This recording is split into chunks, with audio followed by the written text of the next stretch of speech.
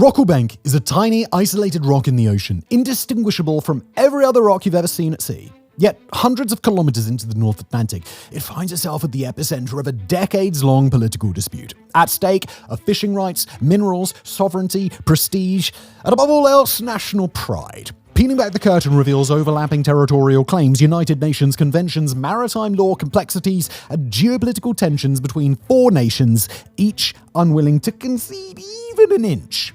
And beyond it all, one bizarre reason means this conflict might never be resolved. You've probably heard the saying, making a mountain out of a molehill. Well, this is how you make an island out of a rock.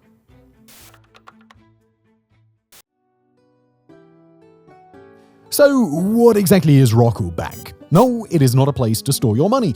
It could be, it's a great name for a bank. Rather, it's a teeny tiny islet situated just off the west coast of the British Isles, smack dab in the North Atlantic. Depending on tides, its rocky surface juts about 17 meters above sea level, and at around 25 meters wide, it's positively minuscule. If you were sailing through the area, you'd probably not even give it a second glance. This piece of land is simply the rump end of Rockall Plateau, a remnant of volcanic activity which caused it to emerge from the ocean more than 55 million years ago. And despite SpongeBob's claims that the pioneers used to ride these babies for miles, this particular rock has not moved an inch since then. And let's be clear right from the start, Rockall Bank has absolutely nothing going for it. No permanent population, no economic resources, no arable land. In fact, there's barely enough space for a sizable flock of birds to call it home, let alone a proper community. As pieces of actual land go, it is completely and utterly useless. It's a tiny scrap with zero significance, entirely inconsequential if placed almost anywhere else on planet Earth.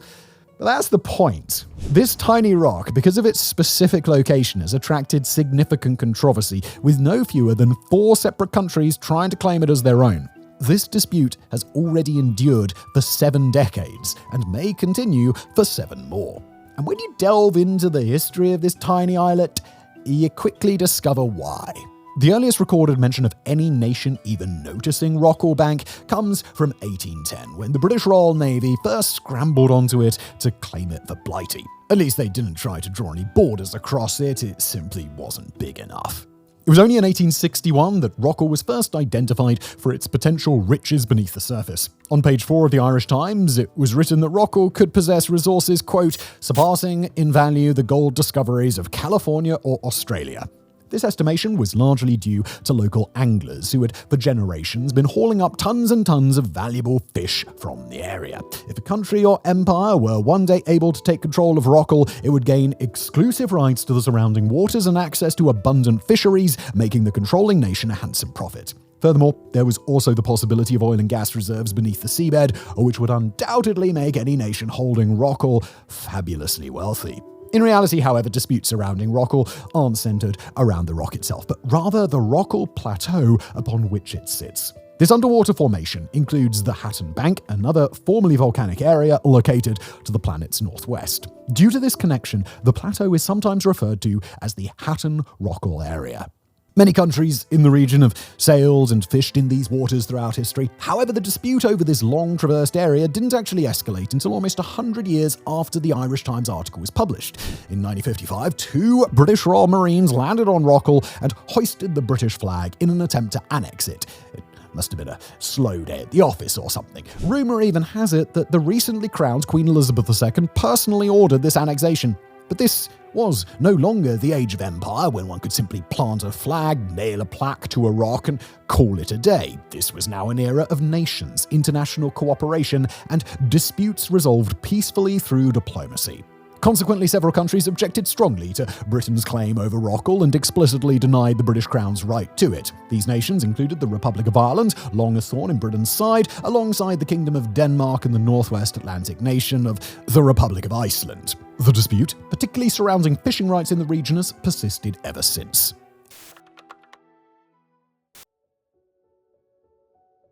But what exactly are the claims made by the four countries involved, and how strong are their arguments for ownership of Rockall Bank in pursuit of those attractive cod, haddock, and squid resources? So let's begin with the UK, given that they were the first to make a claim, and theirs is the basis for other nations disputing British ownership. Britain's claim started back in 1955 with the planting of the plaque and flag. However, it intensified significantly during the 60s and 70s amid rising political tensions between Ireland and the UK. This situation reached its climax in 1972 when the British passed the Island of Rockall Act, seeking to officially assert control over the rock. This law declared the islet a part of Scottish territory, specifically under the jurisdiction of the County of Inverness. In practical terms, however, nothing actually changed.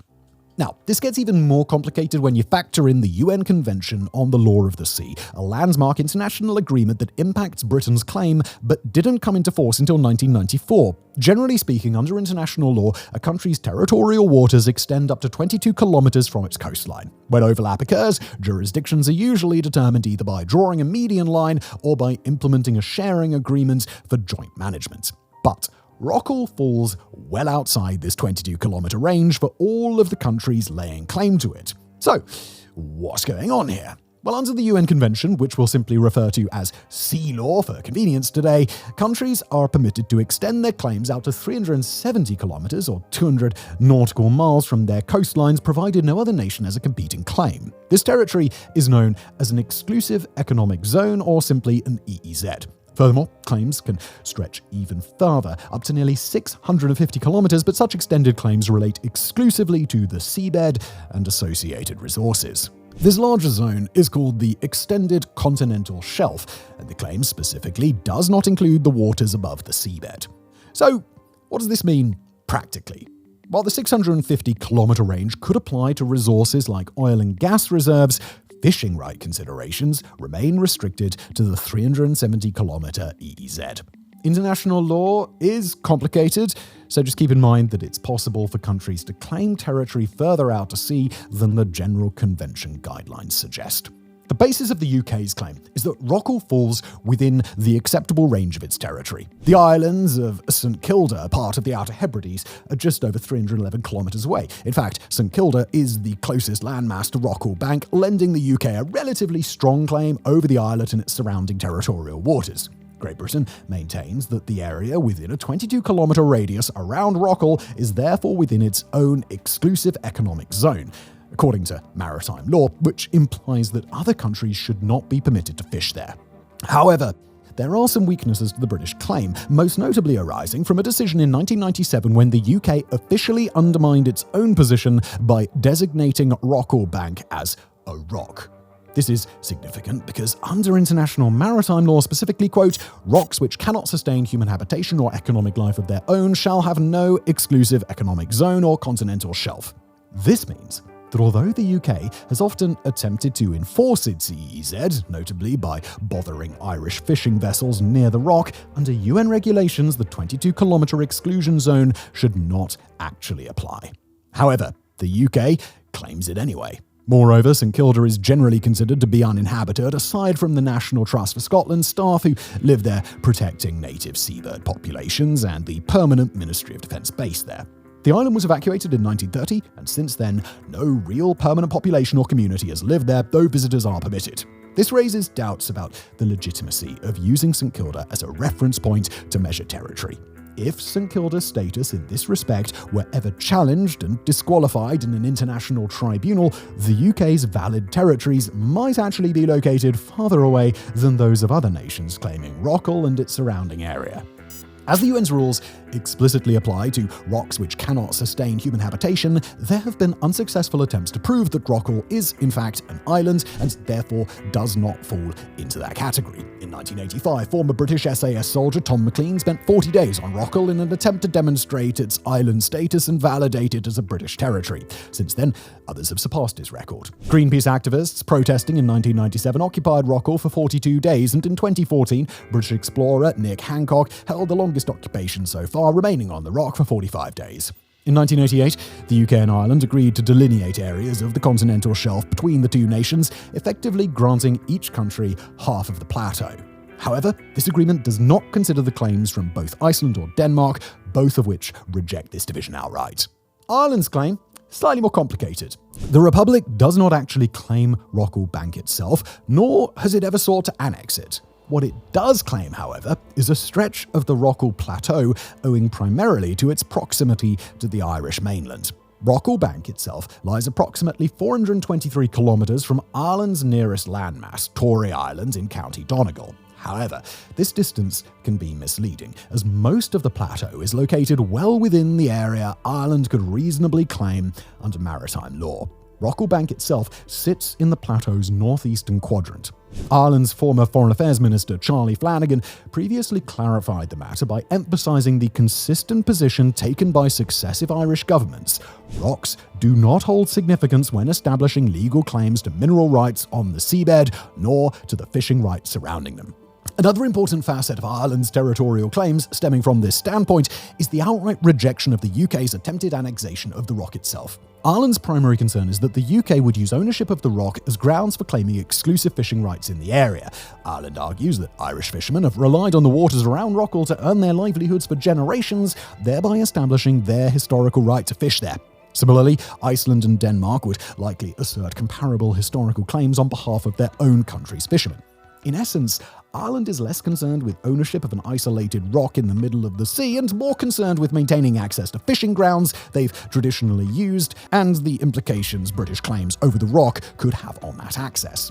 But Ireland's own claims to the plateau present their own set of issues, as their claim extends far beyond the roughly 650-kilometre limit traditionally established by the UN, encompassing the entire lower half of the plateau. This may cause complications, especially since, unlike the British, the Irish do not lay any claim to Rockall itself. For what it's worth, however, Ireland can uniquely boast of having backed their claim through song, thanks to the Irish bands The Wolftones and their track Rock on Rockall. Its chorus goes, "Oh rock on Rockall, you'll never fall to Britain's greedy hands, or you'll meet the same resistance that you did in many lands. May the seagulls rise and pluck your eyes and the water crush your shell, and the natural gas will burn your ass and blow you all to hell." Extra star points for that one, guys. Next, we have Denmark, and you might be wondering, with Denmark typically associated more with Northern Europe than the Atlantic, how on earth can a country located so far away stand a realistic chance of claiming Rockall? Well, Denmark's claim is primarily a technicality. If you travel north from Scotland, you'll soon arrive at the Faroe Islands. These islands are largely self-governing, but like Greenland, they officially remain a part of the Kingdom of Denmark. Interestingly, the Faroes sit roughly the same distance from the northeastern edge of the plateau as Ireland does from its nearest section. Therefore, Denmark, which maintains jurisdiction over Faroese foreign policy and defence, is officially pursuing this claim, despite the Faroese having autonomy over their own fisheries and natural resources. In other words, foreign policy takes precedence over fish, even when that foreign policy is essentially about fish. Denmark doesn't just claim a part of the plateau like Ireland or the rock like Britain. Rather, they want the whole thing. In 1985, Danish Prime Minister Poul Nyrup Rasmussen laid claim to the entire Rockall Plateau, asserting that the Faroe Islands are part of an underwater microcontinent comprising solely the Faroe Islands and the Rockall Plateau. It's fairly convenient stuff, isn't it? And if you look at a map of this area without water, this claim actually does have some merit. You can indeed see a chain of elevated land masses connecting Rockall to the Faroe Islands. Ultimately, though, Denmark's claim is a bit of a long shot. Following this logic, the geography of the region could even place the Faroe Islands themselves under Icelandic jurisdiction rather than Danish. Furthermore, who can really determine at what depth underwater one set of landmasses becomes intimately connected and another irrelevant? With the Faroe Islands situated approximately 590 kilometres from Rockall Bank itself, farther than the British claim, Denmark might struggle to present an argument compelling enough to supersede those of others. And then you have Iceland, which is, in the nicest way possible, a total basket case in terms of its claim to the Rockall Hatton area. Much like Ireland, Iceland considers Rockall Bank itself irrelevant when it comes to delineating EEZs and continental shelf boundaries. However, similar to Denmark's approach, Ireland also claims essentially the entire Rockall Plateau, arguing that it constitutes a natural extension of its own continental shelf. The claimed area stretches from roughly 111 kilometres beyond the plateau's base all the way up to its summit. At its broadest extent, this zone reaches almost 1,300 kilometers away from the nearest Icelandic landmass, a distance significantly greater than that involved in the British claim. But Reykjavik, you see, has a plan for this. Iceland earns extra points in our book for throwing the most shade at other countries' territorial claims. Despite the historical fact that people inhabited St Kilda until the 20th century, Iceland considers the island to be, quoting directly here, a minuscule, effectively uninhabited islet. Ouch.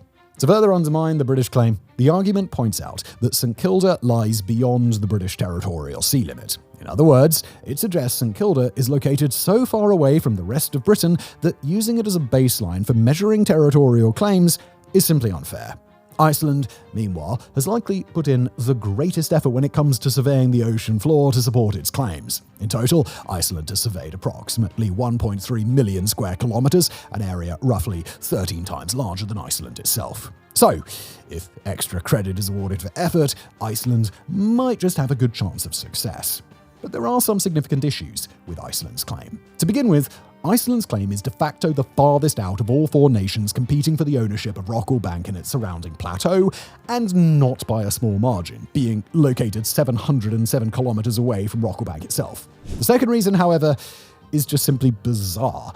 Iceland was the first Western nation to ratify the UN Convention on the Law of the Sea back in 1985. Yet despite that historical commitment, and despite stating that UN mediation is the only way to achieve consensus on ownership, Iceland has notably not submitted its own claim to the UN.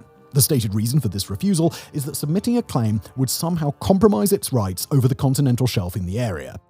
Look, I'm not a maritime lawyer, but this does appear as though Iceland is hesitant to put its case forward for UN arbitration, possibly fearing that the decision isn't going to go its way. In layman's terms, it looks like four kids are fighting over a toy, and Iceland doesn't want Mum to settle the dispute because Reykjavik suspects that she'll make everybody share. Not really a compelling defense. So, what was the UN gonna do about this? What would Mum say? Could she finally put an end to this dispute once and for all?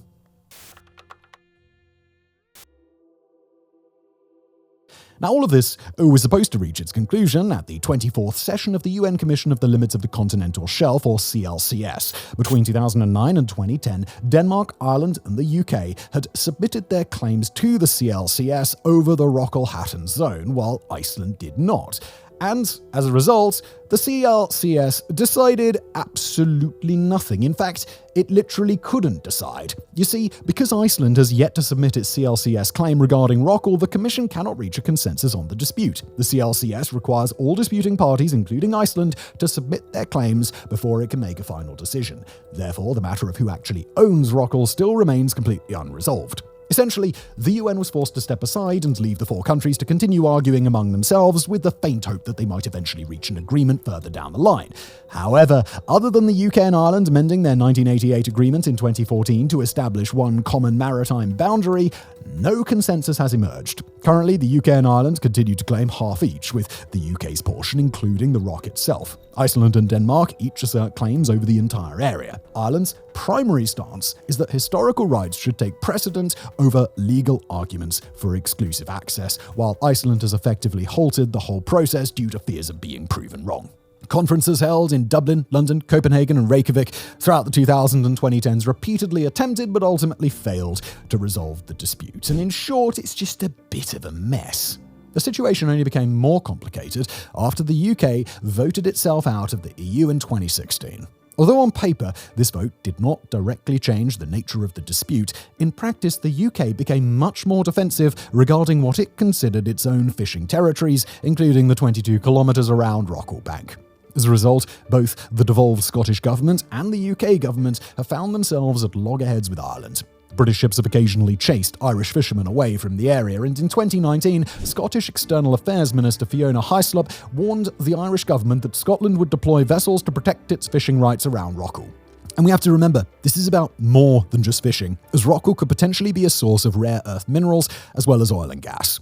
Although surveys in the area haven't yet found significant resources, the political implications of drilling combined with the region's harsh weather conditions have discouraged anyone from launching a full-scale drilling operation. The UK government's 2023 estimate predicts that around 2.5 billion barrels of oil are located there. However, some assessments, such as the Geological Society's report from 1999, have claimed there could be up to 75 billion barrels of oil beneath the plateau.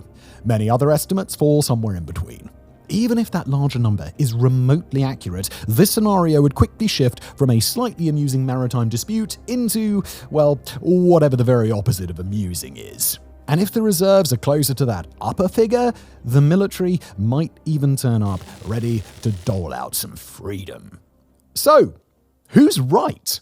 Well, obviously it's complicated. Each nation claiming Rockall has at least some valid basis for its claims to the undersea territory, or at least a portion of it. Some countries have been more aggressive in asserting these claims than others. We're looking at you, Iceland, which is generally why we now rely on the UN to decide who's the winner in scenarios like this. But there's no easy solution here. For instance, if you gave the entire area to Britain, other nations might start claiming uninhabited islands as new reference points, opening up a whole new can of worms. If you instead split it between the UK and Ireland, as was agreed in the 1980s, then the Faroe Islands might feel unfairly treated as they're barely further from Rockall Bank than Ireland is. And if the Faroe Islands were included as well, not only might the UK object, given that both Ireland and the Faroe Islands are further away from Rockall than Britain St Kilda, but Iceland could also become upset, maintaining that the whole area should belong to them anyway. Honestly, perhaps the best option is for Rockall and its surrounding plateau to remain neutral. Nobody would exclusively gain fishing rights, minerals, oil, or even the rock itself. But unless the UN steps in and formally decides on neutrality, none of these countries will stop asserting their claims. And that's because it's actually not about some rock in the ocean at all. One could argue it's not even truly about the plateau and its resources. There is a reason why, until the UN helps find a resolution, no country will concede an inch. Rockall Bank itself is not particularly special. All the involved countries already fish extensively and successfully in the surrounding waters, and the natural resources potentially worth billions remain unproven. However, there is a legal, sovereign, and territorial principle at stake here, one that could serve as the thin end of the wedge for other disputes among the involved nations. If any country were publicly perceived as capitulating to another on the international stage, essentially the territorial implications of Rockall are far more significant than any mere boulder in the North Atlantic or its potential resources could ever be. So where does Rockall Bank go from here? Well, until Iceland submits its claim, nowhere. However, further developments could complicate an already complex situation. Brexit has already succeeded in escalating tensions over fishing. An eventual independent Faroe Islands would certainly stir things up, and an independent Scotland could create even bigger issues, as could the potential discovery of oil. But until that happens, everyone seems content, simply ensuring no one else gets it. As long as the fish keep flowing, of course. And thank you for watching.